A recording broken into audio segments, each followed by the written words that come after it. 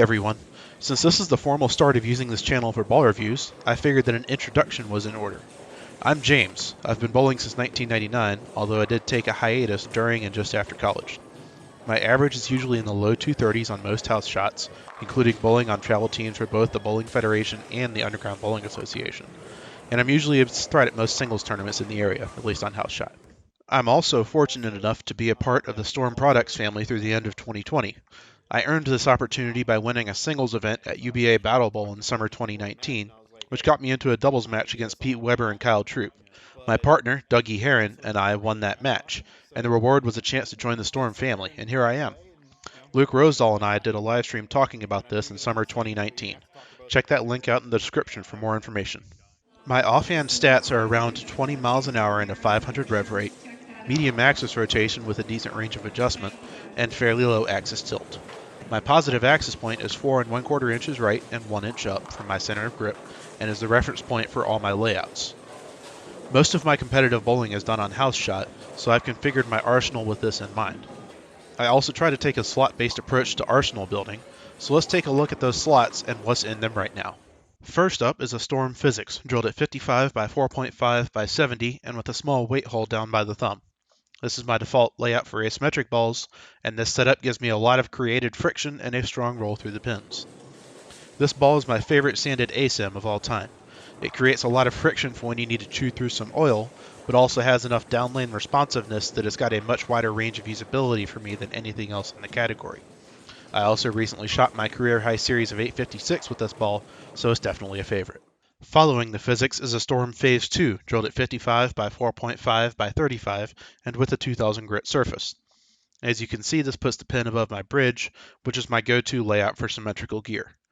This ball fills my early arc slot with a strong cover that provides early hook and a symmetric core that gives a very continuous motion down lane. With my rev rate and the conditions I normally face, I very rarely need anything stronger than this slot in my bag.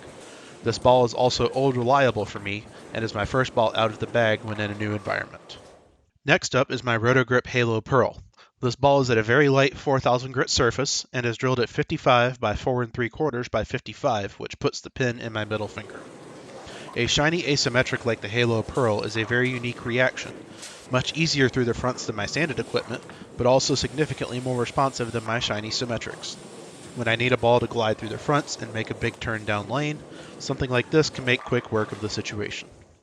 If the Phase 2 is old reliable, then my Storm IQ Tour Emerald is the sidekick. Mine is laid out at 60 by 4 1/4 by 30 and is at the factory polished surface. I always like to carry at least two very consistent arc type reactions in my arsenal, and the IQ Emerald's medium length arc fills this purpose quite well. Plus, if I need it to hook a bit sooner, it takes the surface adjustments very well. This ball is consistently in play for me on a wide variety of house shots, and can be used playing straighter up the lane or from deeper angles depending on the situation. And then when length is a priority, my Rotogrip MVP Pearl fills out my bag nicely.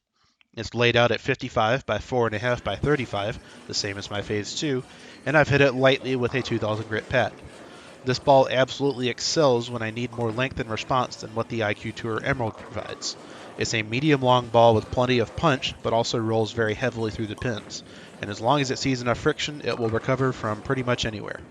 And last but not least, my spare ball. I found that I'm far more effective in converting 10 pins with plastic than by using reactive resin or urethane. At my level of bowling, I can't afford to be potentially giving up another 10 to 20 pins in a 3-game series from missing easy spares. Therefore, I always carry a spare ball. In addition to these 6, I'll also have a couple of peripheral balls in the car in case I hit a really weird situation. The first of these is a Storm IQ Tour Solid, drilled at 60 by 4 1/4 by 30 and with a lane shined surface. This occupies my super control slot and is a great choice for when everything else in my bag is too dynamic down lane. The other is a Rotogrip Idle Pearl, drilled at 55 by 4.5 by 35 and with a 4000 grit surface. Sometimes I just need a slight tweak for my IQ Tour Emerald, and this ball's mid-length arc provides that quite well. This video is intended as an introduction to myself, but also an introduction to how I approach arsenal building, since that's the basis for my future videos. My plan is to explain how new releases fit into and around this slot-based architecture, as well as compare to the existing piece or pieces that are around it reaction-wise in my bag.